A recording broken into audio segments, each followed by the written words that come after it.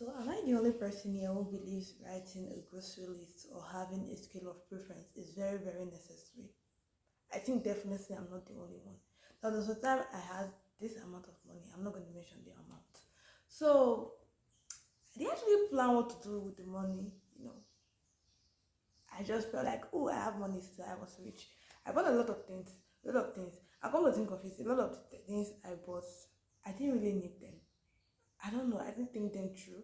Probably I just saw them and I felt I liked it and I bought it. And at the end, I ran short of money. I couldn't account for the money. I needed money as at this point in time. I needed money to do something really, really important, and I couldn't find the money. And then I remember I spent a lot of money the previous week, and I felt so pained.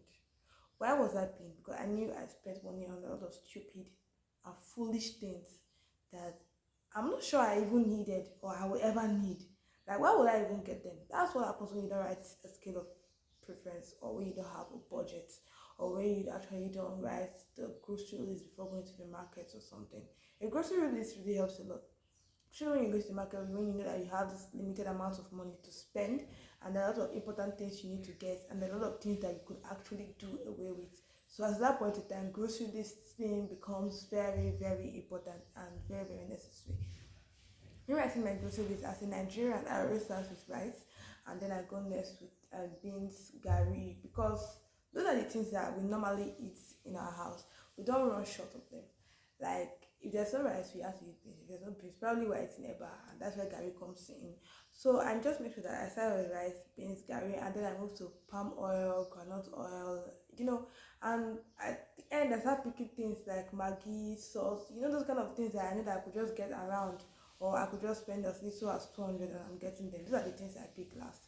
But those important things like gari, rice, beans, yam, those kind of stuff that I know that, okay, if I run out of money, it's going to be difficult for me to buy this at a point in time, and I really need it, so I buy those things first. Even when it comes to buying clothes and all that, I discovered that recently when I have money and I budget, that okay, yes, I want to buy a dress, and I budget this particular amount for the dress. I always try as much as possible to work with that amount that I have for that dress. If it's possible to buy anything below that amount, I'll buy it, but I make sure not to buy anything else above the amount. And also, one thing about buying is that you need to really consider if what you're buying is actually, what's the amount of what you're buying.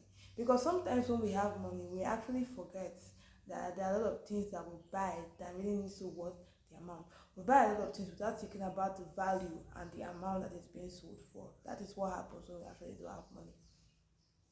I was in Abraka the other day and I wanted to buy this particular jean. And I walked into this boutique and this guy told me that this jean was 25,000 naira. I was like, you're selling this jean for 25,000? Guy was like, yes. Not that the jean was not good, not that the jean was bad, but I knew that for that quality of jean, definitely it has to be lesser than 25,000 naira. But that's what happens in an environment where it's surrounded by students and the rich kid students. That's what actually happens there. So I had to leave Abraka and I went to Obiaruku to go and buy it. Obiaruku is just like a small town. It's very close to Abraka, sorry. It's very close to Abraka. It's a small town with just every normal, regular, regular people. And I went to Obiaruku and I found that same jean for 18,000 naira. What am I saying? This is what you call budgeting. Because I already had it in mind that I was not going to buy a jean that was lesser than this particular amount. And even if I was going to buy something, I was going to make sure that it was the money and it was the value for what I was buying. That's where budgeting and grocery shopping and scale of preference all comes into place. So if you think this video has been so helpful for you, please leave a like and